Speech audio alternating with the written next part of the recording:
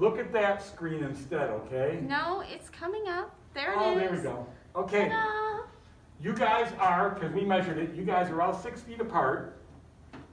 I am more than 6 feet from you, so we can take our masks off and actually breathe.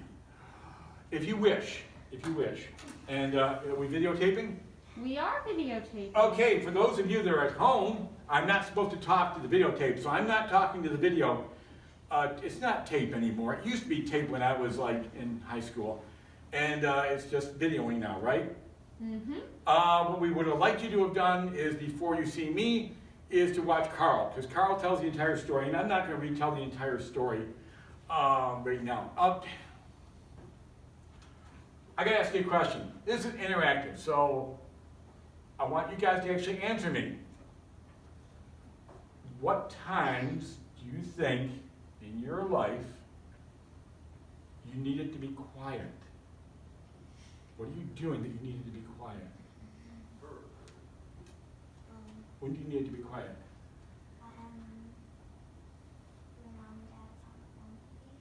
When mom and dad are on the phone. Great. Can you teach your sister Isla? Hey, can you teach your sister Isla to do that? Be quiet when mom and dad are on the phone? Because as soon as mom gets on the phone, Isla comes up and says, can I get something out of the refrigerator? You're entirely correct. When do you need to be quiet? When you're doing schoolwork. Of course.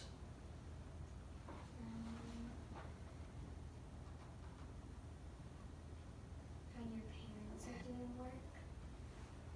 Yes. That's a good one. I like that. Yeah. When I'm reading. Actually, that was a big one I was thinking of. When I'm reading, I like it to be quiet in the house. I actually go out in the front porch where it's quieter until the dog next door starts barking, and then I'm trying to find some other place. When your mom and dad are driving the car. Oh, yes. Yeah. Here's mom in the front seat. They're driving the car. Don't make me have to turn around and stop this car. Alyssa, when do you need to be quiet? I need to be quiet when listening to my teacher at school. There we go. There you go. Okay. I know what I would like from God. I would like from God, when God has to tell me something, I would like to have this written on the wall of my house.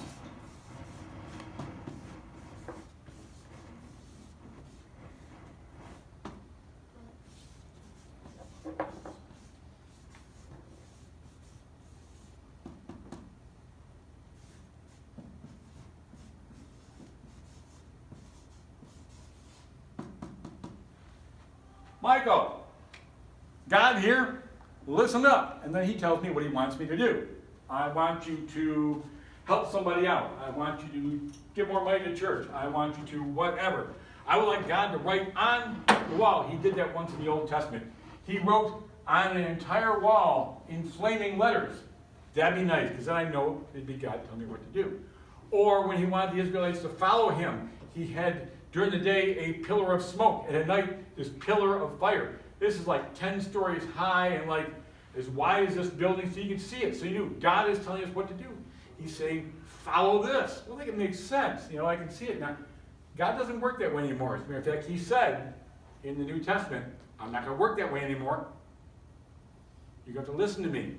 Well, it's nice to sometimes hear a whisper. My mom was a loud lady. Your great-grandma was a loud lady, Irish lady. And she would sit there and she would say, Michael, clean your room. My dad, he would go, Michael, do you think there's something that needs doing in your room? I sit there and I think, play with my model cars, lay in my bed, read some comic books. Maybe clean my room, because Dad would say it very quietly. And they both worked, but I kind of like the way my dad did it. So yeah, like doing your homework. When you're listening to instructions for a test, and Alyssa, I think there was one time that you didn't listen to instructions for a test, maybe about 2 years ago, and you botched the whole test because you didn't listen to the instructions, but people around you should be quiet while the instructions are being handed out. Listening to the coach during a game. Okay, this is what we're going to do. You're going to go left, you're going to go right. I want you to play center, and I want you to watch that guy over there, and I want you to watch that guy over there. That's the game plan. Go out there and get him. Only she didn't listen. So you go right, and she goes right too, and then you know what happens? You end up looking like the Buffalo Bills last week, and you lose a game. They didn't lose the game, they got massacred because they weren't listening in the huddle. They weren't listening to each other. And I don't know, maybe guys weren't being quiet enough. I don't know. So sometimes when God wants to speak to us, there's a lot of distractions. Okay, I will tell you this, and a lot of kids don't believe me. I say this every year. I'll say it several times this year. I'm going to tell you things that a lot of your parents don't even know. The pastor's trying to teach them in the sanctuary. Some of them will listen, some of them won't. But these are things that even adults ask. How do I know when God is speaking to me? I find, like if I'm out for a walk, I'll talk to God. Why when I'm out for a walk? It's very, very quiet. The leaves are falling from the trees. The squirrels are running around. There's geese honking overhead. But beyond that, it's quiet. And I can tune into God. What are you trying to tell me? Are you trying to tell me to slow down with my life a little bit? Listen to things more? Maybe so, maybe so. Are you telling me to be kinder to Mrs. Warner and not get angry at her sometimes? Probably. Are you telling me to give my grandchildren bigger Christmas presents? No, God is not telling me that, Alyssa. Why do you keep calling me out? Oh, because you're there. Love you too. If you slow down sometimes, slow down and get quiet, and you go to your inner voice there and say, what is God trying to tell me? Very often, you will come up with something that God wants you to know. Is he going to put it up on a wall? No, he's not going to put it up on a wall. Because he says, I don't do that anymore. Pillar of fire? No, he's not going to do that anymore. Is he going to send a prophet? Okay, that's something your parents ask about. God doesn't send prophets anymore. He used to, he doesn't anymore. I don't know why. He could if he wanted to, but he doesn't. So that's the deal today is, God can sometimes speak to us in a whisper. And like Carl said, it doesn't take a earthquake or a giant wind or a forest fire or something to speak to people. He can do it through that, but very often what it is, he just talks to us quietly in our minds and in our hearts. So people sit there and say, how do I know when God's talking to me?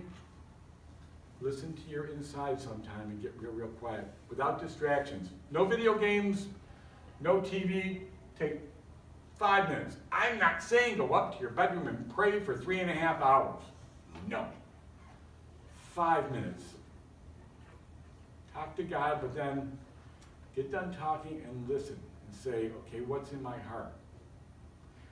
I think a lot of times you'll get an answer that you may not have heard before. And that's it with Elijah. Next week is the 4th and final session on Elijah, on Amazing. We'll see what happens next week. I haven't even read it yet. This was from 1 Kings, chapter 19. Parents at home, if you want to read it with your kids, it's a long chapter. But it's kind of cool what happens. Long, complicated story. And that's it for the video for this week. That's it. Thank you very much. Let's give the videographer a hand. Aw. She tries very hard. Hey. I think Wow.